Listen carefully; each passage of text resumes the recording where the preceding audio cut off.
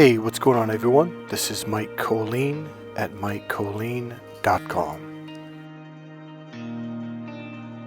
Okay, so what I want to talk about is, and I'm gonna bring up some subjects, and I promise you, this will give you a completely fresh, radically new perspective on things that you have unconsciously just assumed and done and thought your whole life without even realizing that you were purposely trapped in a dichotomy without even realizing it, and it's applied everywhere. So it has caused you a ton of stress in pretty much every area of your life, and you had no idea what it was. So I had a really good conversation. We did a session with someone by the name of Brahe. She's fairly new to our channel. She's been here for a while. Watched quite a lot of videos actually.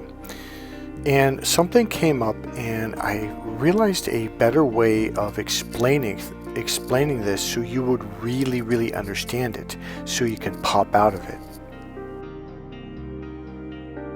So most people, now this is the shift that we're making. We're coming out of this dualistic dichotomy, this way of looking at life as in everything is either or, and that is just not true. That is the limitation that kept us trapped in stress and anxiety. Like, well, either you can have vanilla or you can have chocolate. Like, why can't you have both? Now, this is something that Jesus, not something, this is what Jesus was trying to get us to pop out of. This is what happened when the serpent tricked Adam and Eve into feeling shame for essentially being naked, and what, physical nakedness is really symbolic for being emotionally open. So when the humans fell for that lie, we got disconnected from God, and we got stuck. So God has been trying to find a way to bring us back, to open up to Him. So here's the deal. Number one, like it says in the book of Genesis, Adam and Eve, it said Adam heard God's voice walking in the cool of the garden, etc. And it says, and Adam hid, and it says, and they hid. So number one, God never hid from you. So when I realized that, I was like, wait a minute, so God's right here, right now. He's all around me right now. So I realized, so all I need to do is open up to God. And so I committed myself to meditating for hours and hours until I did. For weeks, months, and even years. In the emotional grounding course, the internal awareness course that I keep bringing up, these are the techniques that will help you to open up to God, to show you, hey, here's how you do it. So the ultimate lie is the ultimate sin. So here's what I mean. Sin means to cut off from or to close off from. So when the serpent taught us what it meant to be naked and then said that's wrong and you should be ashamed of yourself, the emotional shame is what closes that artery in the lower reptilian brain.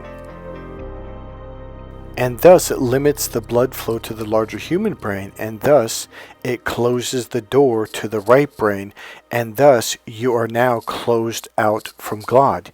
You cut off from God, or you closed the door to God, not the other way around. Now here's the deal. It doesn't mean you're a bad person. It means you got scared, you got shamed. See, that's why the Bible says, hey, judge them by their fruits.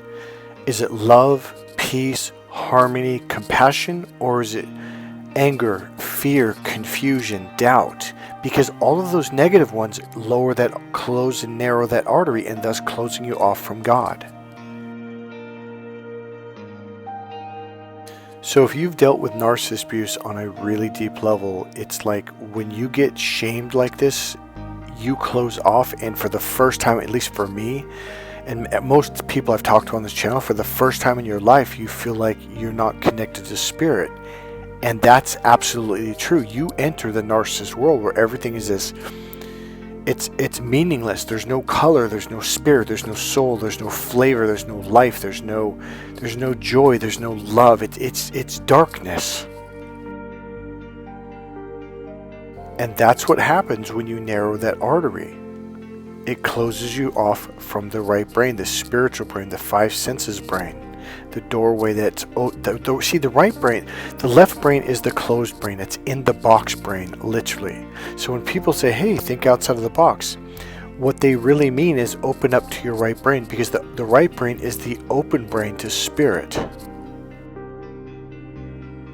And this is what Jesus was trying to get people to do. And this is why Jesus said to, was it the Samaritan woman or the other one? Yeah, it was the Samaritan woman at the water well. And she said, where shall I pray? Because I'm not a Jew, etc. etc. He goes, in your heart. And at the very end, he said to her, spirit and truth. And she's just joyful. She says, spirit and truth. And she's running away, just joyful, filled with joy. Now, here's the mistake that religious people and spiritual people, or I'm going to say, I want to use the phrase so-called spiritual people, but I don't like to use that because their intentions are well-meaning, and they're trying to find the way. So the very thing that's trapping the religious people is also trapping the spiritual people. And they're not really spiritual. They want to be, they intend to be, but they're still doing it in the old way.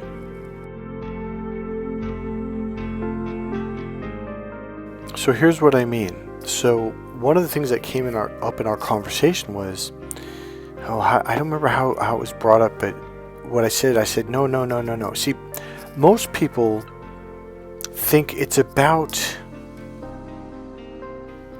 it's dualistic. It's either or. It's either this or it's that. Now, let me give you some really good examples. This way of thinking is so ingrained in us from a very young age. Cartoons do it. Education, like, we're surrounded by it, and we're doing it, and we don't even know we're doing it. So a lot of people that leave the religion and they go on that, they try to find the spiritual journey. They could even be going to temple every day, or I don't know, every weekend or whatever, and meditating with the monks and learning and reading the books the monks give them. And they still, because they're processing it through this either or mentality. So you're literally going to miss the boat like that. That's not what's going on. Here's what I mean.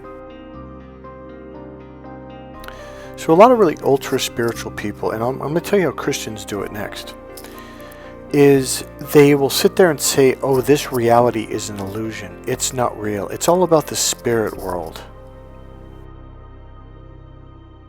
Or this reality is bad, and I have to like only, listen closely, only, it's either A or it's B, you can't be in both. It's only about the spirit world. And what I'm telling you is it's about both. You cannot open up to the spirit world until you ground yourself in the 3D.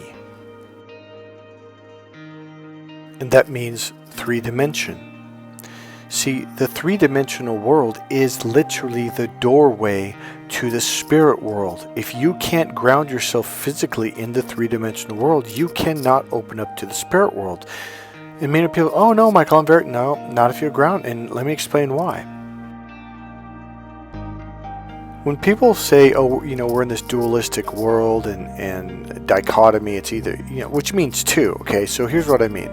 Maybe I should just say dualistic, because it's about two, one or the other. It's either one or it's two. It's either A or it's B. That is two-dimensional thinking.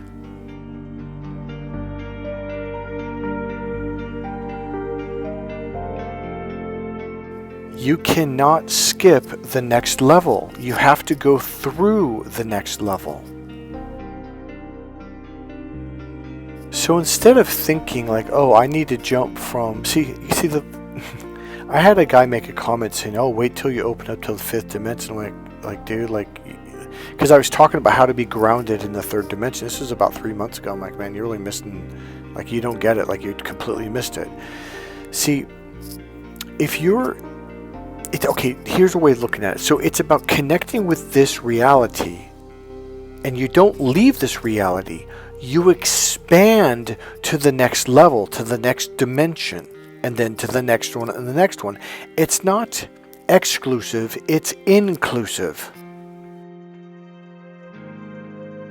There was a video online talking about the different dimensions, and he tried to explain it. So one dimension is like a dot. 2 dimensions is like a line and then going flat across a flat piece of paper, and then another one crossing over it or going left or right. But they're both on the piece of paper. They're still flat. So beings, spirit, or whatever you want to call them, that are on the 2 dimension, it's just like this really weird reality. Whereas the 3rd dimension, now it goes up, and this is where humans stand up or animals stand up. This is 3-dimensional now. So there's height, or length, width, and then height. Okay, and then there's the 4th dimension, then there's the 5th dimension. This is all mathematical, Western science, Western math. Physics talks about this. I think math has proven, I forget, it's either 11 dimensions or 14 dimensions. Like, they very much well know, like, oh yeah, there's at least 11 dimensions or more. But it's not like you go to the 3rd dimension and it's like, well, now that we're at the 3rd dimension, we got to get rid of 2 and get rid of 1. You can't, because then the 3rd dimension will collapse back down to the 1st dimension. It's literally like building a house. You need to have your foundation that goes length and width before you go up. If you take out the foundation, the up falls down. Let's make it even simpler. It's math. 1 plus what? Equals 2. So 1 alone is the 1 dimension. 1 plus 1 equals 2. 1 plus 2 equals 3. It's not like, oh, now I've got 3 apples, so I'm going to get rid of the 2 apples, and I'll have, no. Once you get rid of the 2 apples, the 1st and 2nd level dimension, you don't have 3 anymore. Now you're back to 1. So here's how sneaky or how tricky this dualistic way of thinking is. So you get these people that are like, oh, well, this world is an illusion. I'm going to disconnect from it. I'm going to be spiritual. And now what do you notice when you look at these people? They're very ungrounded. They're airy. They're literally up in their head, like this tiny little box ego in their forehead. Oh yeah, I'm spiritual. Everything's good. Everything is wonderful. Pollyanna, Pollyanna. And it's a complete disconnection from reality. So all they did was they left the church, and now they're still using the left brain, which is the 2-dimensional brain, the either-or brain. And they're still stuck in the same brain, and they still haven't opened up to the right brain, which expands to the higher dimensions. So when people talk about disconnecting from this reality, or this is an illusion, or any of that bullshit, I'm just kind of like, oh, okay. And because they're stuck up in their head, the idea is to get out of your head to connect that down into your body, because that's the 3rd dimension. That's not a good way of explaining it, but that's how it's like plugging the cord in. Now you're fully connected. All right, think of it like this. So when you're stuck in your head, the door's closed. So when you open the door, now your energy, which is up above your head, drops down inside your body where it's supposed to be. Now you're connected to your radar system. You're connected to your senses. You're tuned in. So it's not about leaving this. See, anytime someone thinks in terms of, well, I'm going to jump from A over to B, that's 2 dimension. You're still in the 2 dimension. You're not even in the 3rd dimension. So how in hell can you go past the 3rd dimension to the 5th dimension? You can't. So the way Christians look at it, or is this whole, oh my God, the whole Bible is about this. Until you get to Jesus, then it's like, oh, but most people, they don't get it. They're still looking and reading it from the left brain, the two-dimensional brain. They see it as rules. Oh, that's a rule. No, when God says don't eat pork back in the Old Testament, it's because he doesn't want you to get sick. Because back then they didn't know how to clean pork or shellfish very well. But people are like, no, you're a sinner, you're going to go to hell. And then the whole society would shame you to death. And we still have that mentality. Everyone thinks it's about shaming people, and Jesus is like, that's not what we're saying. That's why when after Jesus, that woman got healed by touching his tassel from bleeding, he said, you're healed. And she said, oh, and she told him, he said, yes, you are healed. And the guy goes, oh, get away, Jesus, she's unclean. And Jesus looked at him and goes, she's clean. Like, in other words, don't put that thought back in her head, because she's clean, which means the bleeding will stop. And the guy was essentially, even if he didn't realize he was doing it, he was shaming her. So what we end up doing is we start looking at the Bible, and if you read it from the left brain, like, you're not going to get it. This is why Jesus says, like, until you become like these children, I tell you the truth. What does he say? Like, you won't see heaven, or you won't go to heaven, or whatever he said. The right brain is the brain that laughs and enjoys life and is curious and creative, like a child.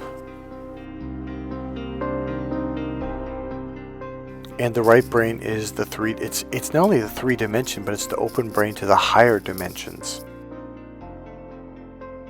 So what Christians will do is they're like, oh, okay, so it's either heaven or it's here on earth. Okay, so then I'm just going to live a shitty life on earth because I'm a sinner and I'm going to hell and I'm no good.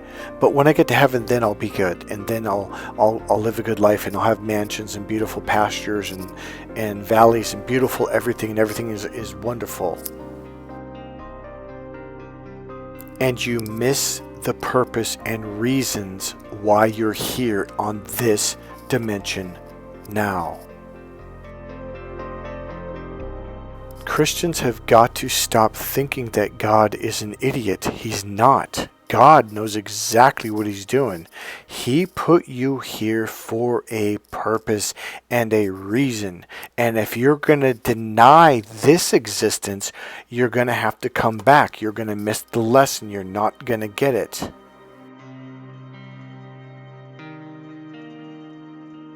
The main lesson is to learn to love here on this plane of existence now.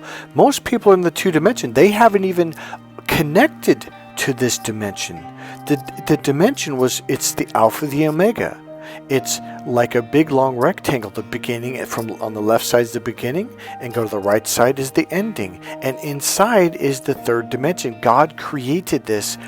Now listen closely. Listen to what I almost said unconsciously. God created this reality for a reason. It is a reality just as real as heaven. And God created you. You are a reality. You are real. So this reality and you are real. They always have been, at least since creation. This is why it is so important for you to connect with you and also connect with this reality, because you're supposed to be here to expand and to learn, not to deny, not to say it's an illusion, not to disconnect and disassociate from it. No, it's the other way. You're supposed to connect and associate. Once you fully embrace yourself, the healing begins. It is a commitment, it is a love, it is a passion.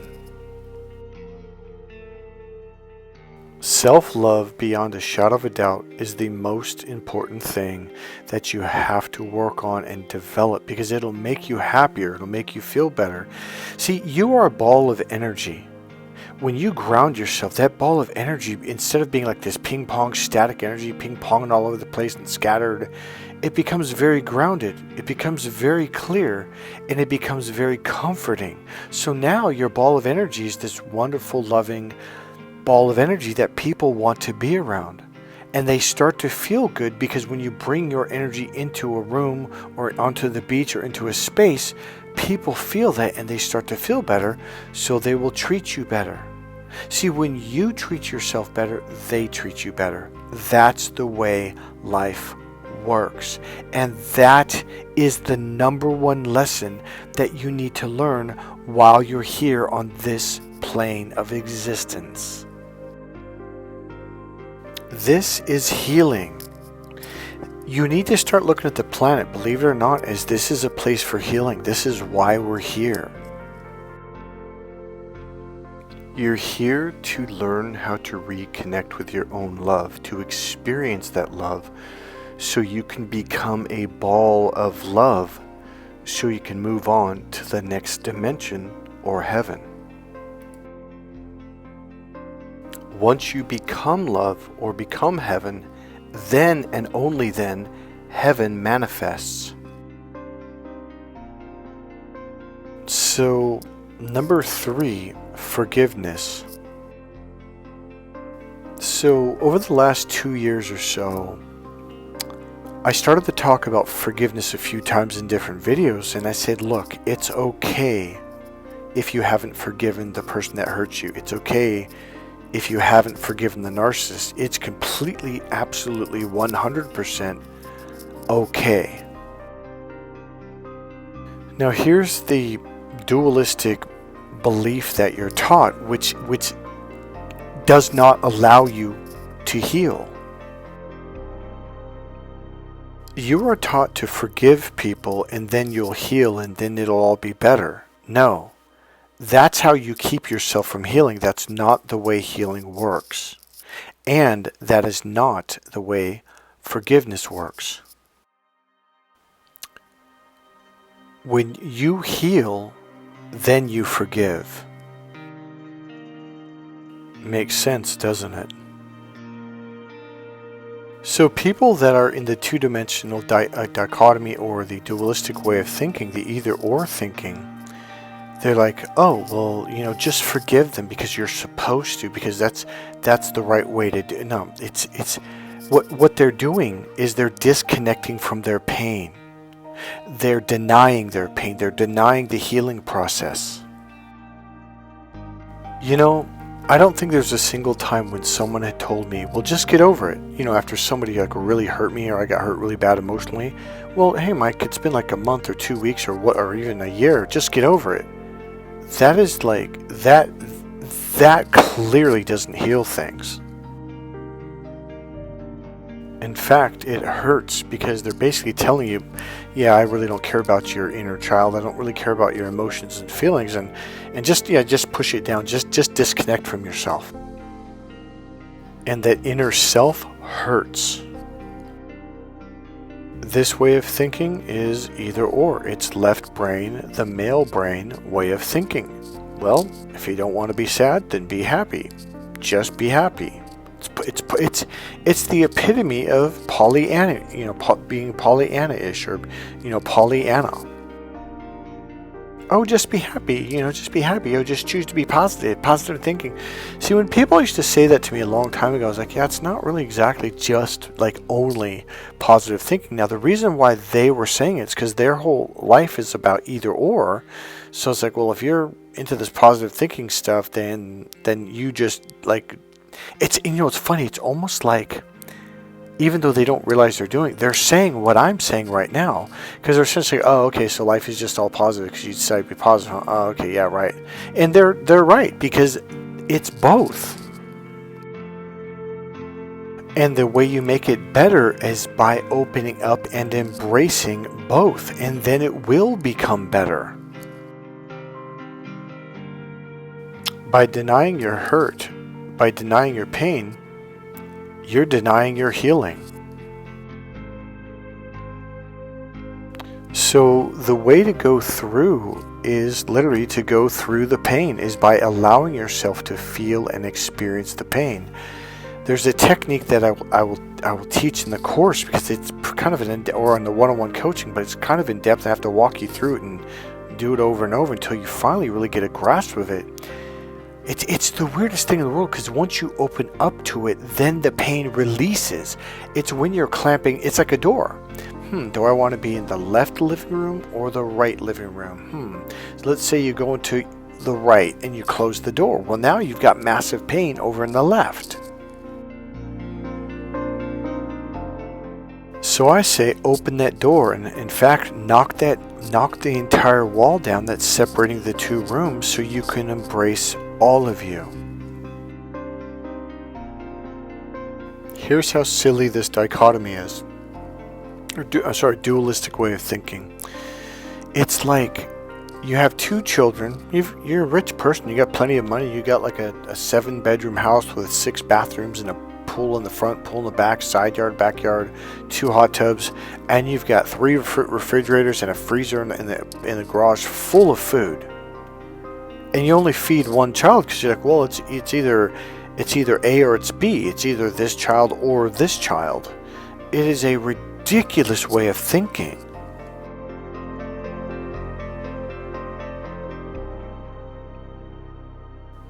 Here is a real life experience that I had, and it is going to blow your mind, especially like it was about the year probably 2012 or 13 or something. So first of all, what I want to do, I want to thank Claudia. She's actually in Europe and Italy right now. I just want to say thanks for the donation. I want to mention you. I think it's very important. And what I've done is I took a part of that and donated it to this company. So the music we're listening to, and most of the music, especially lately for probably a month now, has been by a band called Punch Deck, okay? And this is the name of their business is Bandcamp Ventures LLC. So I donated a little money to them because I really, really love their music, and a lot of the music I've used in the last month and even further back has been from them. And the name of this song is Brahe, like B-R-A-H-E. I'm not quite sure how to pronounce that. So if you don't know, I also have a PayPal link down there in the description box if you want to make a donation. Okay, so now this is a really beautiful picture of where I live. So that's the Golden Gate Bridge. On the other side is San Francisco. So if you come this way towards us, isn't that beautiful? So this is Marin County. I live right up the freeway from right here, about 10-12 minutes up from here. And right now it is absolutely beautiful because of all the rain we got. Now that's the tunnel that you have to drive through whether you're coming or going to the Golden Gate Bridge. They changed the name to Robin Williams. They named it after Robin Williams after he died. Another thing is, right now Napa Valley is absolutely beautiful. Now from here, Napa Valley is, or at least for me, I'm about 10-12 minutes up the road. Is I would say 35 minutes, like deep into the valley, like right in the middle of the city. Not actually right between the city of Napa and where the wineries begin. So it's only like a 5-minute drive through Napa. So it's a quick ride up the highway. So one of the things we do when I have clients fly out is we will by the way, Sausalito is just to the left, not quite here, but to the left of this, literally about 3 minutes down the hill. Sausalito is a beautiful, beautiful little city. It is just cute, classy, a lot of really nice restaurants and hotels down there. It reminds you of being in like a European, like an Italian, like a city like that. So generally when clients come up, someone will spend an extra day or two, or we'll do it in between the training, and we will go to Napa Valley one day, and then another day we'll go to Sausalito for dinner, and then we might go to the lookout over the Golden Gate Bridge, like in between trainings, etc. during the day. So it's a pretty interesting place to live. So if you've ever wanted to come out and just take a trip out here to tour the sites, if you want to work something out, I can definitely be your tour guide and absolutely show you around to, say, San Francisco, the Golden Gate Bridge, Sausalito, Napa Valley, and there's also Sonoma Valley, which is pretty much right next to Napa Valley, about 20 minutes north of me. Just let me know and we could definitely work something out. Okay, so I've shared this story in the past. It's been a while, but it's a very real experience that my goddaughter and I had when we went to, it wasn't 31 Flavors, it was the newer one called Cold Stone or Stone Cold, however you say that. So we were in there. I think if I remember right, we were sitting down. I think we got there before them. And this guy, husband and wife, probably late 40s, 48, something like that. They came in. I was about 36 and she was in high school, so I'm assuming she was a senior. And so they come in and he's your typical male, very left brain.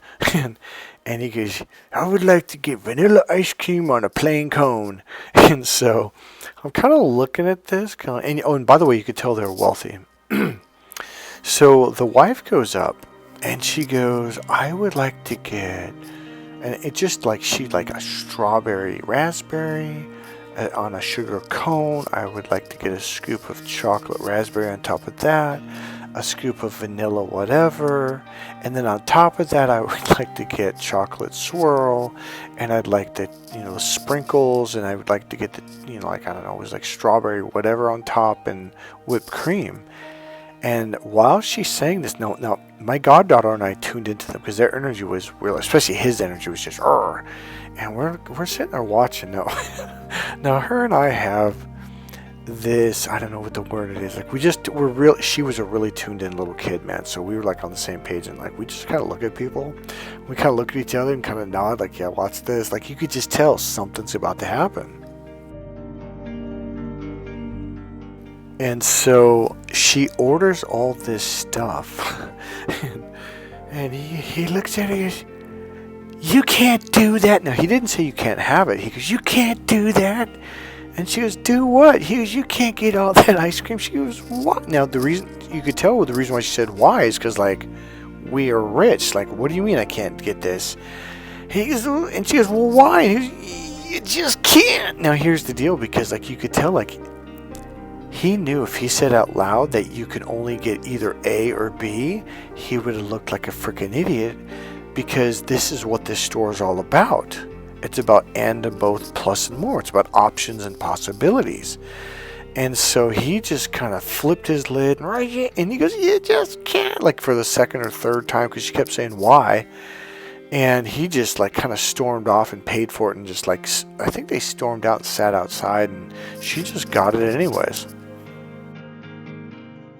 So the point of this is how ridiculous this either or way of thinking is. This whole two-dimensional, we're not even in the two-dimension. We are physically in the three-dimension, but people are still thinking in the two-dimension. I just realized I never really completed what is it? What is atonement?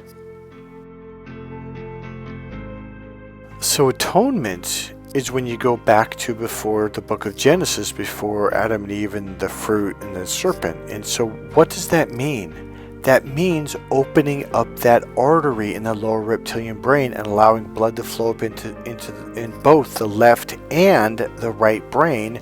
Thus, atonement. Now you are both left and right. Most people are divided either left or right. So again, this emotional grounding course and internal awareness course that I keep talking about is the way that you atone. This is atonement.